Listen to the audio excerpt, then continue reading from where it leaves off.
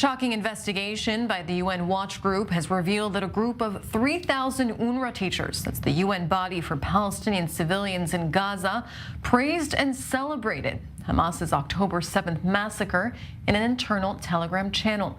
According to the probe, many of the workers at the United Nations Relief Works Agency explicitly praised the attack in which some 3,000 terrorists crossed into Israel, killing, raping, and mutilating some 1,200 people and taking 240 hostages, most of them civilians. I want to take a look at some of those messages that were sent in that Telegram channel. UNRWA teacher Wasim Ula, who runs the chat that is set up to facilitate their humanitarian work in the Gaza Strip, says, quote, "Let's execute the first settler near here." He also shared a post of a suicide bomb vest wired with explosives with the caption, "Wait, Sons of Judaism." And joining me now in studio is Jill Samuels, award-winning film and television producer and the founder of Films Without Borders. Thank you very much for joining me today. Thank you for inviting me.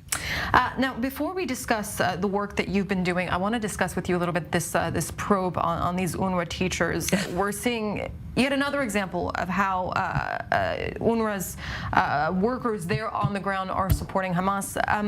Why has this organization still not been disbanded or at least held accountable? Because I think actually we're responsible. As a Jewish person, we are, you know, my father brought me up all these years, poor man, saying, don't rely on anyone, don't trust anyone. I thought it was that generation. He was right. We have put ourselves in the same position as we were in 1947. I'm not talking as an Israeli, I'm talking as a Jew. We have put ourselves in their hands. These people should have been fired. They're not fit for their job. I think every embassy listen to this because it's going to happen to you. It's gonna. They didn't care because they were when all these hostages took place. They didn't care that there were Muslims there. They didn't probably think. They didn't care that there were Druze, every religion there, every race. But by association with Israel, no one took any notice, and they didn't take notice. So this is not surprising me. For years we've been hearing about children's books and UNRWA and all of this. It's a club. And I'm telling you, they shouldn't be allowed to travel anywhere, these people. They should be arrested. Everyone who's made these comments should be arrested, stay down from work. Government, stop feeding these people with money. It's absolutely irresponsible. And it's a total and utter disgrace. I want to turn back to October 7th with you. Now, you've been collecting materials from witnesses of the sexual violence that Hamas inflicted on Israeli women and also foreign women on that day, and as well as captives. Tell me a little bit about some of the evidence that you've collected and why you decided to take this enormous task upon yourself. Well, I was here on the 7th of October, and it was so horrific, as it was for everyone. I still don't think I've processed it, to be quite honest. And I was looking at these pictures. It was just horrific. I mean, it was horrific and terrible. And the UN, who are my thing at the moment, because I'm so devastated with them, the UN Women that started in 2010 to protect people like every single woman, weren't there. And the more I could look and hear that women had their breasts cut off, they were shot in their vagina. And on top of this, they had to be humiliated. Their families had to be humiliated because the UN would not respond to letters from the Israeli ambassador to the UN in New York. 2 letters, photographs, probably because they were very busy tweeting each other.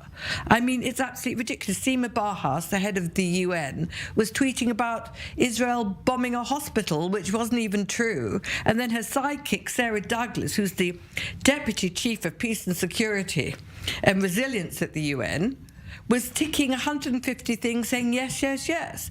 How dare they? And I was so incensed. Someone's got to hear these stories. And I'm actually not doing it for a program. I might put them in a program. I want them in museums. I want them in Rwanda, in the Holocaust Museum. I want them in South Africa. This must never be forgotten. I'm so sorry these people had to go to America to prove their children or they had seen or been victim of rape. Where in the world are you raped?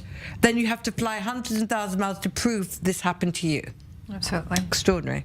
And you mentioned Sarah Douglas, the Deputy Chief of Peace and Security at UN Women, who's publicly endorsed 153 anti-Israel and anti-Zionist tweets accusing Israel of genocide. Yeah. I'll just remind our viewers, the UN staff are prohibited from making any kind of public pronouncements that may reflect on their independence and impartiality.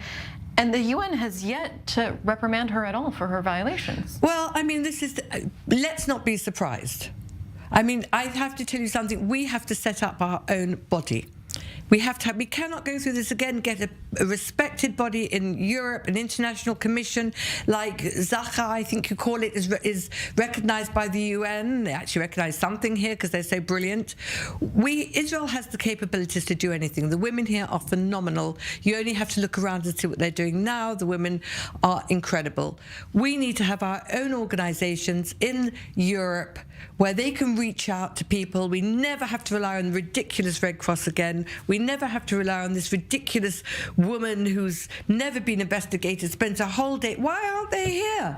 Come here. Where are you, UN Women? Apologise, apologise, apologise, and then get fired.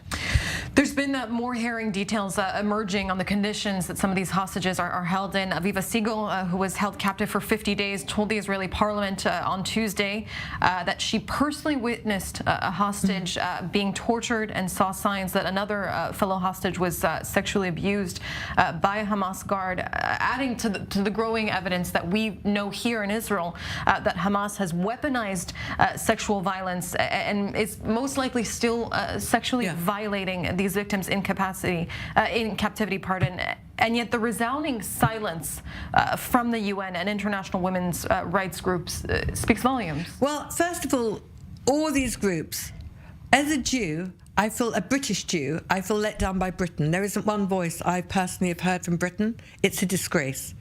As a Jew, I feel that every Jew in the world, every woman in the world has been totally felt. This makes a mockery of the whole UN system. Get rid of the UN women because you're not doing what you're writing. It's rubbish. And as for these girls, how dare you have to prove that you've been raped? I mean, get rid of them. We need our own organisation. Stop government funding them because your money is going to, well, we know, rockets and God knows what. And as a British Jew, I just want to get your opinion on South Africa confirming that Jeremy Corbyn will be part of the ICJ case against Israel. Oh, that's such a surprise. I mean, Jeremy Corbyn will come to any club that doesn't like Israel or Jews. So, I mean, go on, Jeremy, go for it, you know, whatever. I mean, here is an apartheid country that has a record of apartheid. We have Jeremy Corbyn who will, I mean, do anything just to disturb anyone who's Jewish. So this is rubbish. I think it's gone. Well, it's not rubbish. It's gone forward. But I think you have to look at the countries that are backing this and their own countries and their own situations before they can actually talk about Israel. The UN Children's Agency, UNICEF, says there's no safe place for a child in Gaza right now and has warned that over 1.1 million children are threatened by intensifying conflict, malnutrition, and disease in the Strip. And yet the UN Children's Agency has made no mention of the Israeli child captives, including Kfir Bibas, who was kidnapped at the age of 10 months old, along with his 4-year-old brother, Ariel. Kfir just celebrated his 1-year-old birthday in captivity. Why are we not hearing anything? Well, first of all, UNICEF, I've been in Ukraine with UNICEF. I was watching people being trafficked. I was phoning UNICEF for help. They weren't there. I pressed 1 to donate here, 2 to donate here, 3 to donate here. And it was the Israelis and the Jewish people who were helping people and trying to register them. There was no UN, no UNICEF at all. It was horrifying. Here, I can tell you what's happened here. It's a total and utter disgrace. They are basically on their website. They put, I phoned up and said, I'd like to donate to Israel. Can we have your name? Can we record your thing? Yes, absolutely. They said, we have a Gaza-Israel appeal. I said, you can't do. No, we do. We have a Gaza-Israel appeal. I said, so if I give my money, who will it go to? Because I want it to go to Israel. No, it will go to medicines and this, that, and Rafah. And I said, but can I have medicines in Israel? No, that's the Israeli government. But If it gets much worse in Israel, I'm sure UNICEF will help out. Okay, you've had 1,200 murders, you've had rapes, you've had kidnapping, you have got kidnapping, you've got young people, everyone, and they are telling me, if it gets, what's worse than this? I mean, this shows the standard of people working in these organizations. It's taken over a month for the UN envoy on sexual violence and conflict to come to Israel to hear the testimonies of the accounts of rape and sexual violence on Israeli women. With friends like these among the UN's top female leaders, I guess for me at least, it's no surprise that the group has been so quiet on sexual violence by Hamas, including rape, mutilation, and murder of Israeli women. But where do we go from here? I think I'll tell you where we go. We have this wonderful woman called Sheryl Sandberg, who is the CEO of Meta, and she's now resigned. She has an organization called Lean In, Shout Out. Because of her, she's an amazing, powerful young woman. She went to the UN. She made them answer to the Israeli ambassador. She made everyone sit down. This is the woman we need for us to go. She made them sit down. She made them see the film. They're not coming here because they want to. They're not interested in us. We have to understand we don't exist. So get someone like Sheryl Sandberg, take the government's money from around the world, give it to Sheryl, who knows how to set up organizations, who knows how to train people around the world. She's mega respected. And then we shouldn't even be wasting our time talking about these people and their money. Governments, stop giving them money. Go to Sheryl Sandberg, let her sort this out. She's a brilliant young girl. She's in touch with everything. She was crying. Who wouldn't cry when you hear your child's had a breast taken off, you've had a bullet in your vagina? These are horrific crimes, as if we're in the Holocaust. We shouldn't have to question these ridiculous people at the UN. I'm sorry, it's my opinion. But we should look at what we've got. People like Sheryl Sandberg, who is the woman we need to stand up for us all around the world. Jill Samuels, I want to thank you very much for coming into studio today and commend you on your work that you're doing to hold Hamas accountable for its sexual violence. Thank you very much indeed. Thank you. Thank you.